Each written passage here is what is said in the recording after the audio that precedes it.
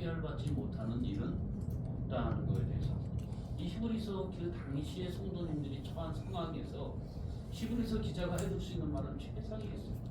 얼마나 그들이 정말 낙심되고 모든 것을 뺏기고 또 살해의 위험까지 너무나 힘든 상황이 있었죠. 근데 그분들에게 해줄 수 있는 그것이 뭐냐? 주님은 예수 그리스도는 하나님이시고 대제사장이시고 우리를 능히 도우는 자시다. 그래서 그걸 통해서 위로했다는 것입니다. 동일하게 우리 이 시간을 이 시대를 살아가는 저희들 얼마나 또 우리에게 동일하게 마음을 받은 저는 제가 이 히브리서를 정말 준비하면서 제가 은혜를 받았어요.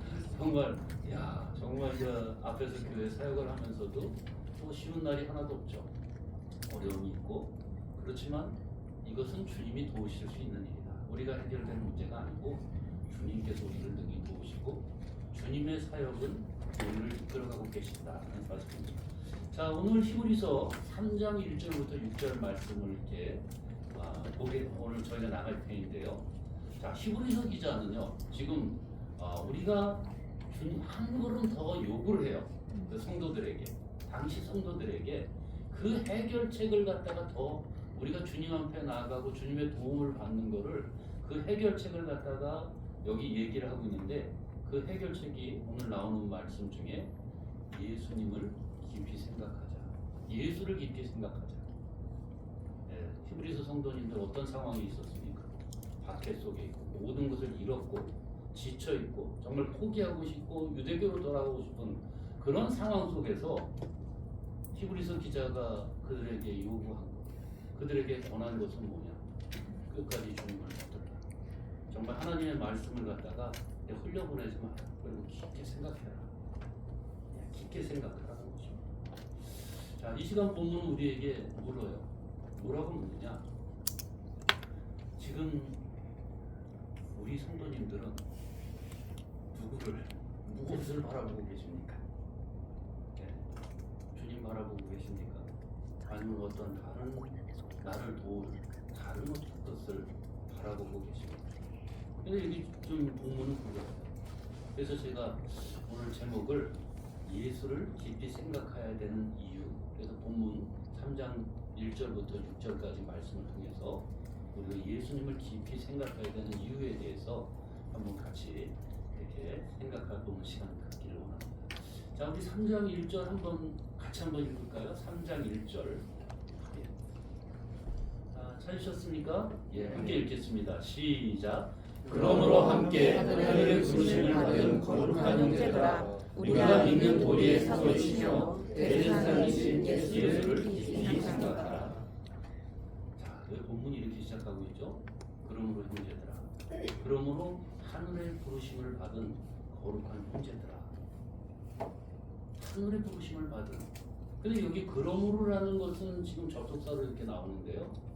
이 접속사는 지금 가만히 생각해 보니까 우리가 앞에서 살펴봤던 1장, 2장에 대해서 모든 내용을 지금 3장에 지금 연결시켜주고 있다는 사실입니다. 지금 하나님이 어떻게 우리 했습니까?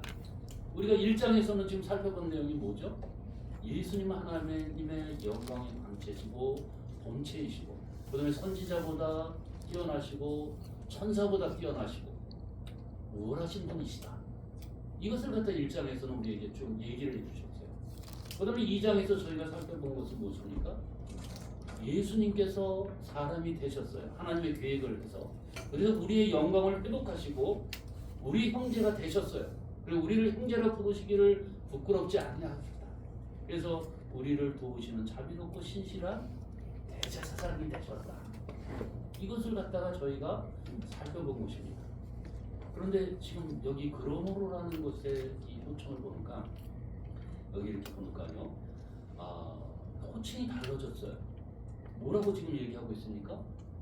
하늘의 부르심을 받은 거룩한 형제들아, 이렇게 부르는 것을 보게 됩니다. 주님께서 우리를 부르실 때 물론 형제들, 자매들 이렇게 부를 수 있죠. 그런데 지금 여기서 지금 호칭은 뭐냐? 하늘의 부르심을 받은 거룩한 형제들아. 하나님의 우리 부르심을 받은 자들입니다. 하나님께서 목적을 갖고 우리 성도님들을 부르셨다는 것입니다. 그리고 우리를 거룩한 형제들로 우리를 봐주신다는 것입니다. 그래서 히브리서 기자는 이 수신자들에 대한 이 호칭을 통해서 하나님께서 우리를 얼마나 존귀히 여기시는지를 지금 여기 상기시켜주고 있다는 것입니다. 그러니까 정말 어디 의지할 데 없고 모든 것을 뺏기고 박탈감에 있고 정말 도망다니고 피해가는 그 형제들을 통해서, 근데 그분들을 통해서 주님께서는 그분들에게 당신들은 거룩한 성도야 이렇게 호칭 부르신다는 것입니다.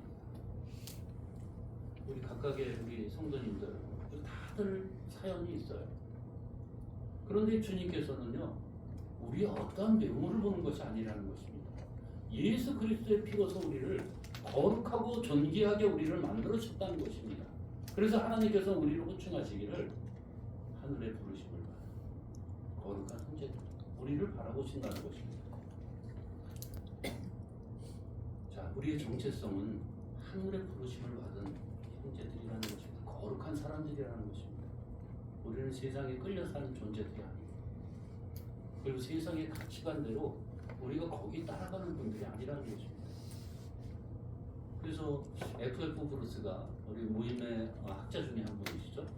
이 존엄성, 이 정체성, 이 존엄성을 가볍게 여기는 것은 하나님을 모독하는 행위다. 이렇게 얘기한 것을 보게 됩니다. 자, 우리는 거룩한 우리, 하나님을 예배하고 섬기도록 거룩하게 구별된 그런 자들이라는 것입니다. 자, 또 여기 거룩한 형제들이라는 호칭하는 것은 예수님께서 우리를 형제 삼으셨다는 것을 뜻하는 것이죠. 거룩한 형제다. 그래서 우리가 2장 11절에도 우리가 했었죠. 주님은 우리를 형제라 부르시기를 부끄러워하지 아니하셨다. 우리가 2장에서 우리 살펴본 내용 아닙니까? 자, 그러므로 우리 성도님들은 어떻게 살아야 되느냐? 많은 세상의 사람들은 우리를 갖다가 자꾸 세상이 붙여진 이름으로 우리를 평가하려고 합니다. 우리는 어떤 자입니까?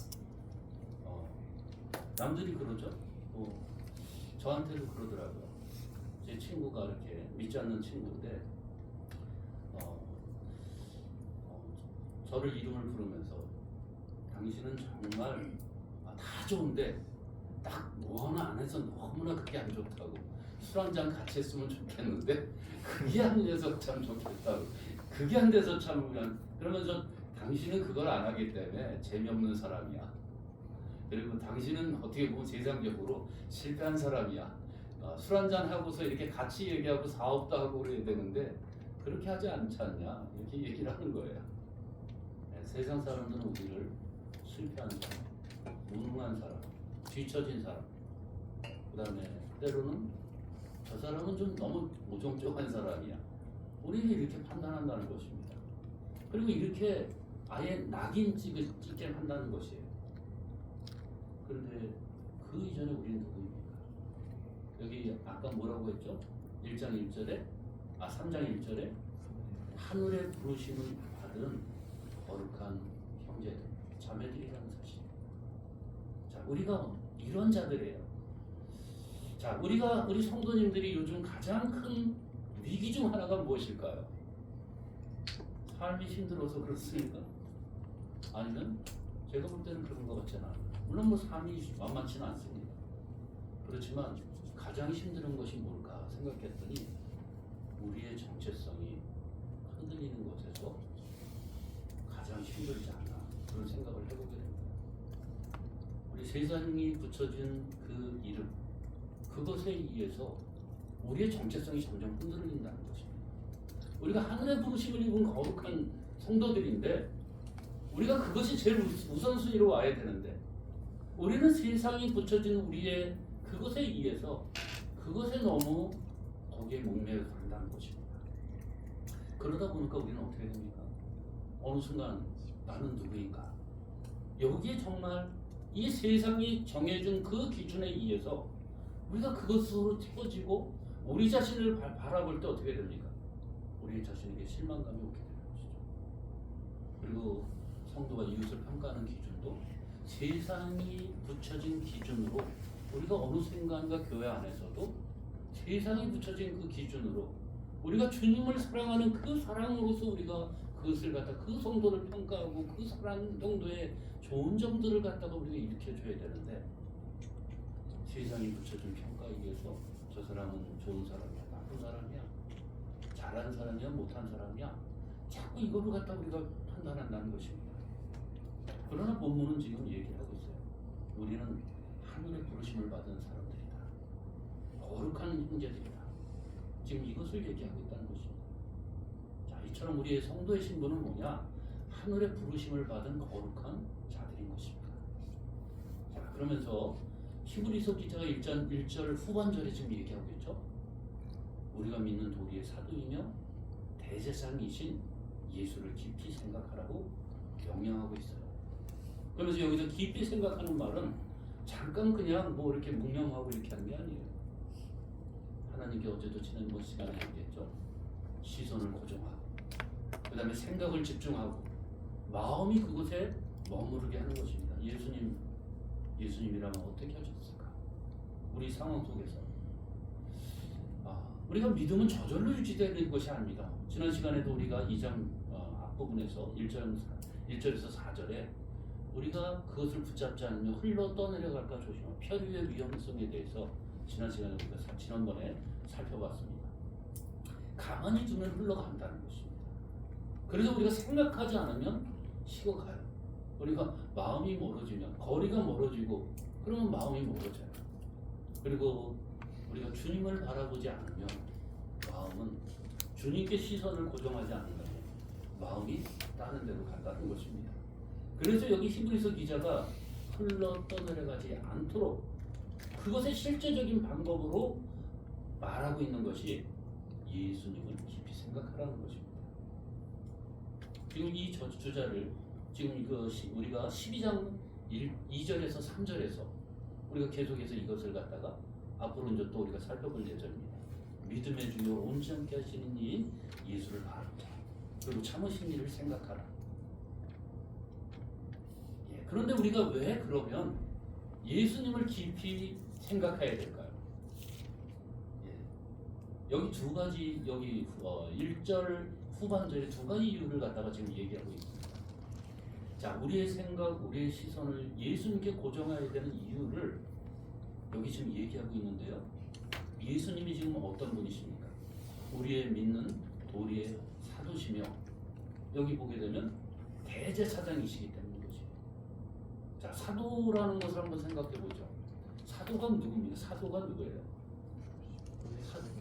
보내심을 받는 자, 특별한 목적을 위해서 어떤 그 선택되고 부르심을 받아갖고 보내심을 받은 자들이에요. 그래서 파견되거나 어떤 파견단 대사라던가 대리인을 가리켜서 말하는 것이 사도인 것을 우리는 알 수 있습니다. 근데 예수님은요, 하나님의 대리인으로서 하나님의 뜻을 가지고 우리 사람 가운데 보내심을 받은 자예요. 자, 그러므로 예수님은 궁극적인 하나님의 계시가 되죠.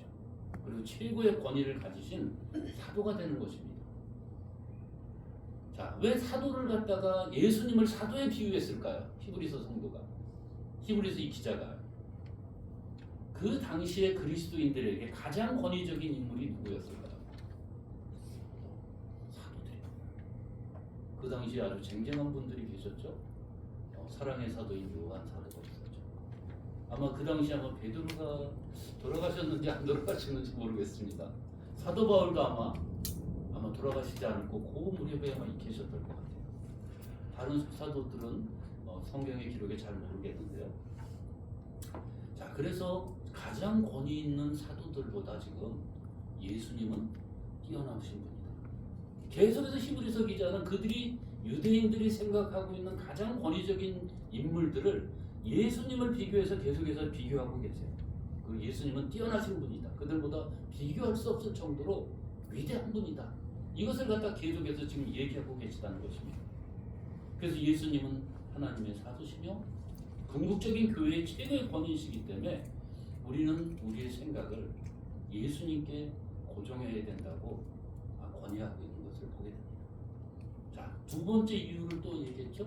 예수님이 대제사장이시기 때문에 우리는 그분을 깊이 생각해야 된다는 것을 말씀드렸어요.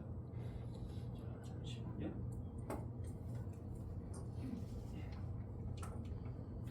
자, 이 제사장이라는 그 라틴어를 보게 되면 폰티펙스라는 거 이렇게 합니다.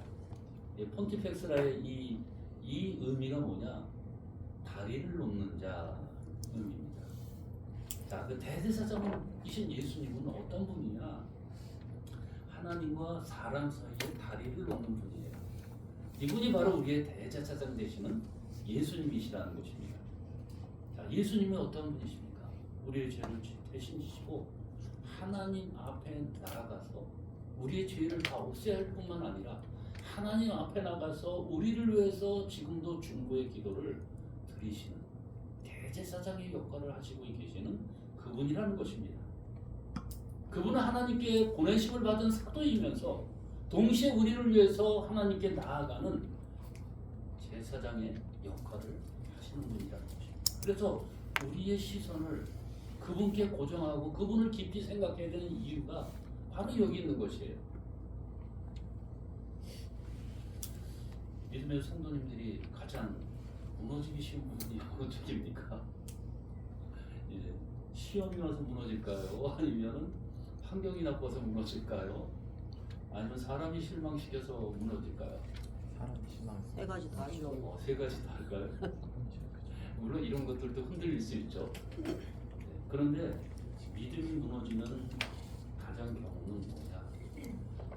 우리가 예수님을 생각하지 않을 때 무너진다. 외부적인 환경이 아니고요.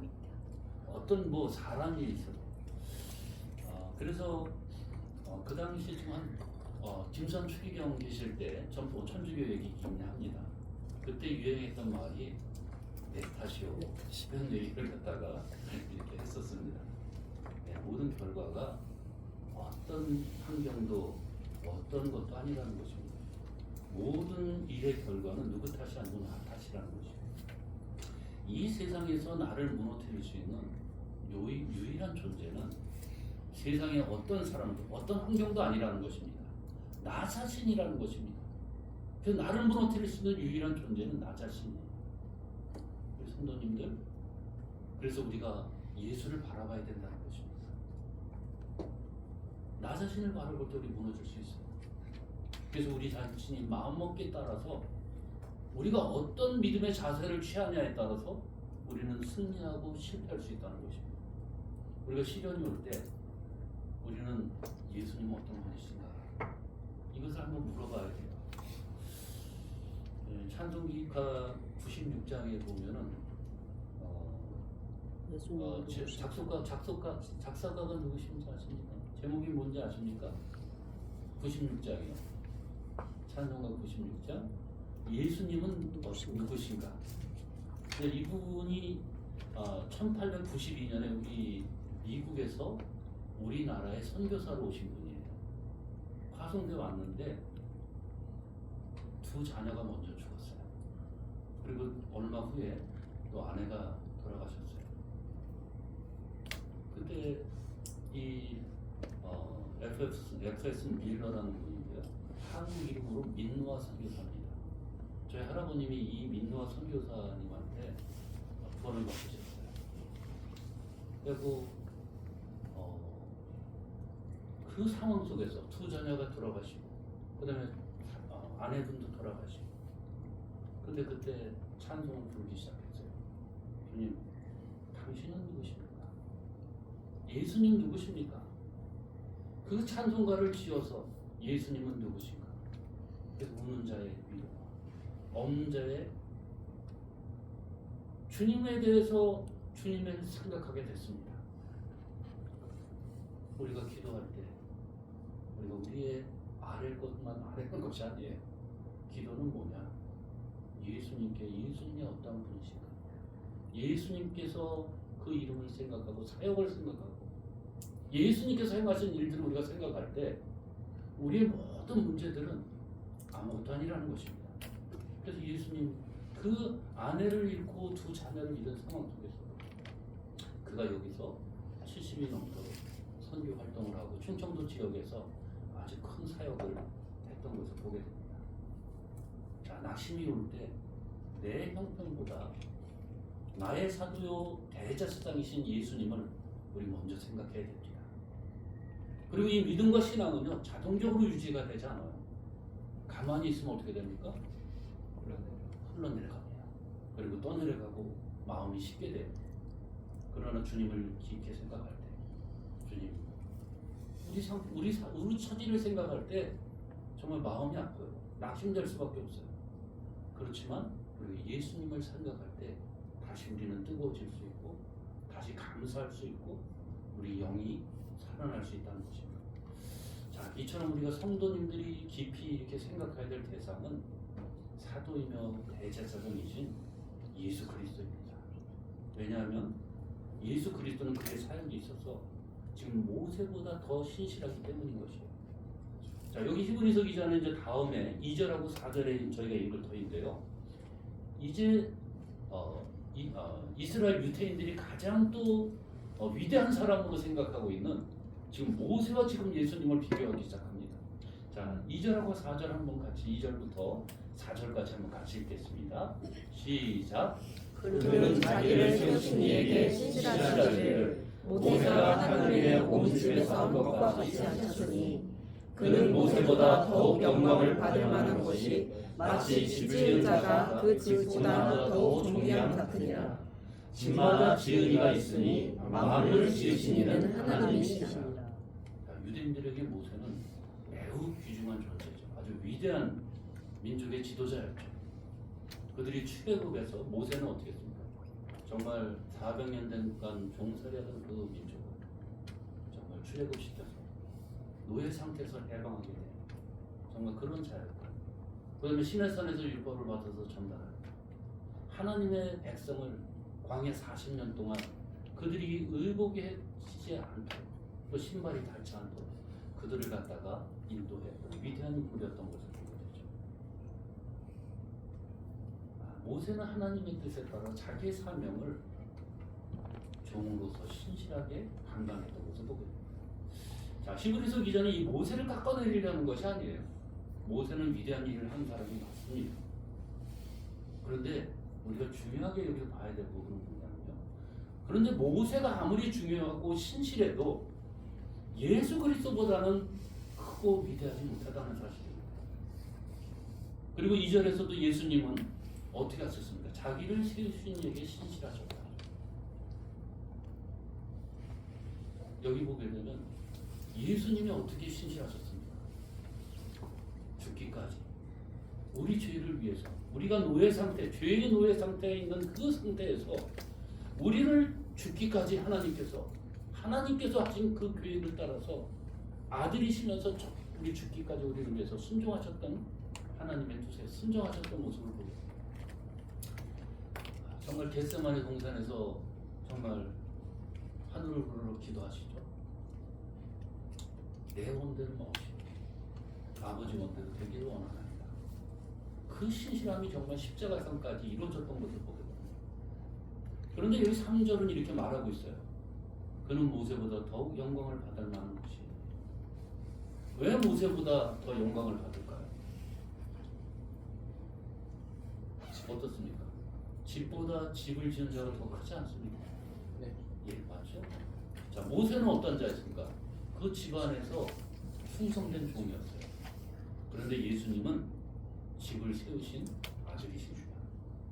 자, 그 다음에 4절에서 지금 얘기하고 있죠.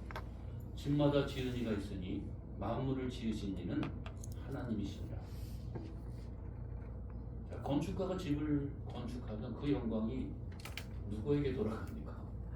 건축가에게 돌아가죠. 그래서 건축 대상도 주고, 그럼 건축 대상을 받으면 건축가가 받는 거지 건축을 그 집이 받는 게 아니잖아요. 자, 모세는 이 집안에서 충성된 종이었던 것을 보고, 하나님은, 예수님은 하나님의 아들로서 집을 건축한 창조주예요.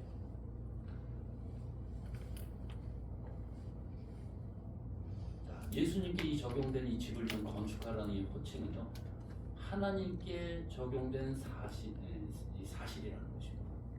이것이 여기 집마다 지은 이가 있으니 만물을 지으신 이는 하나님이시니라. 그래서 그 하나님이 누구냐? 예수 그리스도라는 것입니다. 우리가 기독론 계속해서 했죠.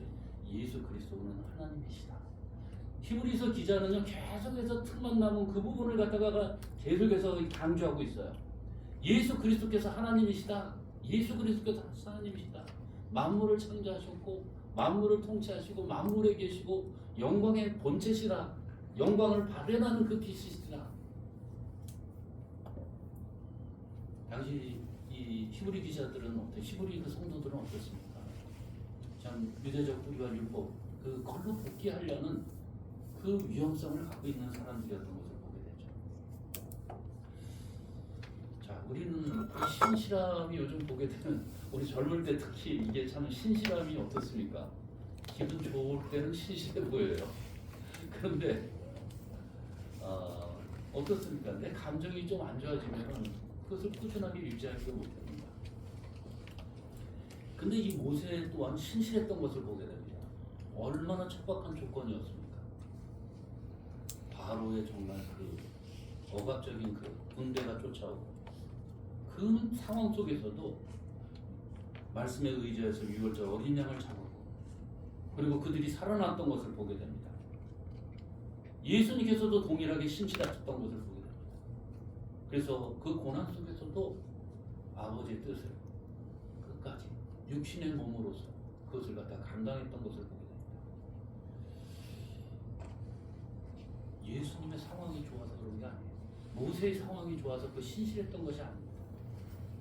우리에게 주는 교훈이 분명하지 않습니까? 우리는 상황이 좋을 때만 신실하면 안 돼요. 상황이 어려울 때 믿음으로 예배의 자리에 우리가 나가야 된다는 것입니다. 우리 성도님들은 마음이 뜨거울 때만 나가는 것이 아니라 때로는 메마를 때가 있어요. 그럴 때도 말씀 앞에 우리가 서야 된다는 것입니다. 결과가 좋아 보일 때만 쓰는 것이 아니라 열매가 더디고 내가 맡은 일이 정말 없어 보일 때도 우리에게 맡겨진 자리를 감당해야 됩니다. 제가 참 감동이 되는 것은 우리 아프리카의 그 선교사로 나가셨던 모임의 1호 선교사로 나가셨던 김성준 선교사님이 계셔요. 그런데 그분이 수십 년 동안 복음을 증거하고 그 아프리카에서 했는데 열매가 하나도 없었대요. 그런데 나중에 이제 시간이 오랜 세월이 흘러서 이제 그분들이 이제 선교사님의 말씀을 듣고 또 그분을 인정해서 나중에 이제 복음으로 다가오고 구원을 받았던 것을 보게 되죠. 그래서 오랜 기간 동안에 열매가 더졌다. 그런 가운데서도 신실하게 그 자리를 지켰어요. 그리고 정말 어떤 열매가 보여지지 않으면 너무나 힘들지 않습니까? 여러분 우리가 하는 일에 있어서 결과가 나지 않으면 우리가 이 신실함은요 어떤 한 번의 열심이 아니라 방향을 잃지 않는 신실함입니다. 하나님께서 우리에게 명하신 것 그것을 끝까지 밀고 나가는 것입니다. 참 이처럼 예수 그리스도는 그 사역에 있어서 모세보다 더 신실했던 것을 보게 됩니다. 자, 5절 같이 한번 읽겠습니다. 5절 6절까지 같이 읽겠습니다. 시작. 또한 모세는 장래에 말할 것을 증언하기 위하여 하나님의 온 집에서 종으로 신실하였고 그리스도는 하나님의 집을 맡은 아들로서 그와 같이 있었으니 우리가 여호와의 확실한 사람을 끝까지 붙잡고 있으면 우리는 그의 집이라. 예, 감사합니다. 자, 5절과 6절 상반절에서 우리는 예수 그리스도께서 뛰어난 결정적인 이유를 여기서 찾아볼 수 있어요. 여기 보게 되면 모세는 지시된 명령을 수행하는 하나님의 신실한 일꾼이었어요. 그런데 예수님은 누구시냐? 만물을 지으신 하나님의 아들로서 신실하셨던 것을 보게 됩니다. 이 차이가 매우 크다는 것입니다. 모세는 존귀하지만 여전히 신분적으로 종이하는 것을 보게 됩니다. 반면에 아들, 예수 그리스도는 아들이시라는 것이죠. 그래서 모세는 하나님의 집의 일부지만 예수님은 그 집을 맡은 분이시라는 것이에요. 그럼 우리가 성도님들 봅니다. 모세나 어떤 유명한 자보다 우리가 예수 그리스도께 깊이 생각하고 집중해야 된다는 것입니다. 우리가 어떻게 보면 어떤 유명한 사람이 어떤 것에 대해서 이렇게 얘기했다. 그럼 우리는 거기 그냥 마냥 이렇게 따른다는 것입니다. 그래서 우리가 주의해야 될 것은 뭐냐? 유태의 전통, 그 사람들은 유대교의 전통을 따르려는 그 성향이 있었어요. 그리고 그 제도를 따르려고 했던 것을 보게 됩니다. 그 종교적 익숙한 형식에 따랐던 것을 보게 됩니다. 그런데 우리가 중요하게 집중해야 될 부분이 있어요. 누구에게 집중해야 되느냐? 예수님께 집중해야 돼요. 예수님을 깊이 생각해야 되는 것입니다. 히브리서가 반복해서 말하는 것이 바로 이거예요. 예수를 깊이 생각하고 예수님께 집중하고 예수님께 고정해야 된다는 것입니다. 예수님은 더 좋은 분으로 오셨어요. 천사보다 또 모세보다 여호수아보다 계속해서 우리는 그것을 비교하고 있잖아요. 그러니 우리는 그분에게 시선을 우리가 고정해야 되는 것입니다. 자, 우리가 오늘날 교회 안에 정말 목표가 예수님이 아니라 익숙한 형식과 또 어떻게 보면 전통, 어떤 사람, 때로는 직분 그런 것에 우리가 거기에 목매는 경우들이 많았어요. 모임 안에서 정말 참 어처구니없는 일들은 어떤 성도님이 어느 날 장로님이 안 됐어요. 그러다 보니까 그분들이 장로님이 안 되니까 싹 교회를 다른 교회로 또 옮겨가는, 우리 참 이런 경우들이 있다는 것입니다. 우리가 중요한 것은 내가 어떤 것이 중요한 것이 아니라 어떤 직분이나 어떤 익숙한 형식, 사람이 아니라 중요한 것은 예수님께 집중해야 된다는 것입니다. 물론 이것들이 다 필요 없다는 얘기는 아니에요. 그러나 모든 것보다 우리는 주님께 집중해야 된다는 것입니다. 다른 것은 껍데기에 불과한 것입니다. 바람이 날리면 다 쭉정이가 되는 것이에요. 주님 만났을 때 공력이 불타버리면 남는 없는 벼칩 같은 그런 것들이에요.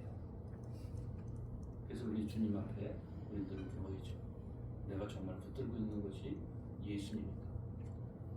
내가 기대하는 것이 복음인가? 아니면 익숙함인가? 내가 지키려는 것이 정말 믿음의 본질인가? 아니면 내 습관적으로 그냥 가는 전통적인 그런 관습으로 교회 안에 어떤 전통으로 내가 가는 것인가?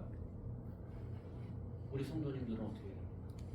어떤 인물이나 어떤 환경이나 어떤 전통이나 그것이 중요한 것이 아니라 예수님 말씀에 초점을 둬야 되는 것입니다.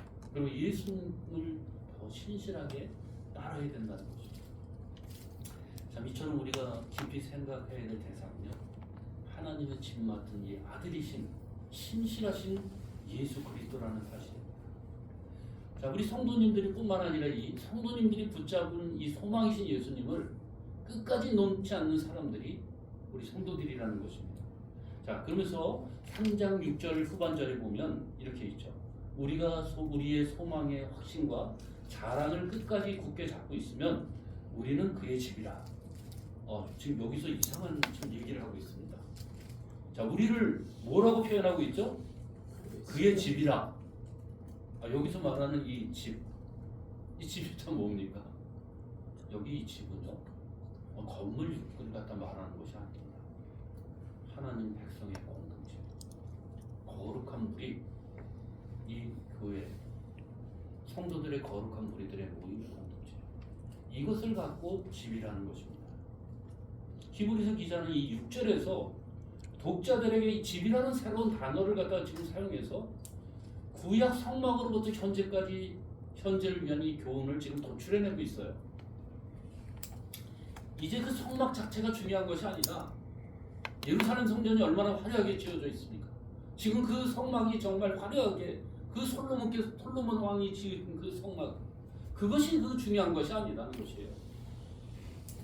그들 자신, 거룩하게 불러진 그 성도들 자신, 그 자신들이 하나님의 집으로서 중요하다는 것입니다. 우리 성도님들, 우리가 보여지는 화려한 솔로몬의 성전 같은 것, 그거보다도 더 중요한 것이 예수님, 우리 불러주신 이 정말 보잘것없이 생긴 우리 모습, 이 모습을 하나님께서는 하나님의 집으로 우리를 바라보신다는 것입니다. 그리고 거룩한 공동체, 거룩한 형제들, 하늘의 부르심을 받은 거룩한 형제들, 우리를 이렇게 부르신다는 것입니다. 에베소서 2장 22절 말씀에 이런 말씀이 있죠. 너희도 성령 안에서 하나님의 거하실 처소가 되기 위해서 그리스도 예수 안에서 함께 지어져 가느니라. 우리가 주님께서 우리를 부르셔서 우리를 하나님의 거룩한 집으로서 지금 지어져 가고 있는 중이라는 것입니다. 이 집이 완공이 되면 주님께서 이 땅에 우리를 데리러, 우리의 신부된 우리를 데리러 오신다는 것입니다. 그러면서 지금 이렇게 선언하고 있어요. 우리가 소망의 확신과 자랑을 굳게 잡으면 우리는 그의 집이라. 자, 여기서 우리는 이거 한번 생각해 볼 겁니다. 여기서 우리가 우리 브래들린의 이 전통적인 해석은 여기서 보면 끝까지 붙잡지 않는 것을 구원의 상실 조건으로는 보지 않는다는 것입니다. 우리가 이 구원의 끝까지 잡는다는 것은 뭐냐? 참된 신자, 주님을 진정으로 영접한 신자들은, 성도들은 끝까지 믿음을 유지하고 하나님을 붙잡는다는 것입니다. 끝까지 붙잡으면 우리는 그의 집이야. 그러니까 끝까지 우리가 붙잡으면 우리는 그의 집이야. 이것은 구원의 조건이 아니라 참된 믿음의 증거라는 것입니다. 그래서 히브리서 기자는 끝까지 붙잡은 자가 나중에 하나님의 집이 된다고 말하는 것이 아니에요. 오히려 끝까지 붙잡는 것이 그가 참으로 하나님의 집에 속했다는 증거를 지금 말하고 있다는 것입니다. 즉 그 견인은 구원의 조건을 새로 만들어지는 것이 아니라 참된, 어떻게 보면 믿음의 표지를 보여주는 것이라는 거죠. 우리 형제자매님들, 믿음의 신앙은요, 시작도 중요하지만 정말 끝도 중요합니다. 잠깐 뜨거워지는 것도 중요하지만 끝까지 우리가 주님을 붙잡고 가는 것, 이것도 중요하다는 것입니다. 우리가 끝까지 붙잡는다는 것은 뭐 대단한 일을 하는 것을 말하는 것이 아니에요. 끝까지 붙잡는다는 것은 주님을 우리 소망 되신 주님을 우리가 끝까지 붙잡고 간다, 놓지 않는다는 것이에요. 우리가 생각하기를 뭐 끝까지 붙잡는다니까 아주 뭐 대단한 일을 하는 거라고 생각하는데요. 아닙니다.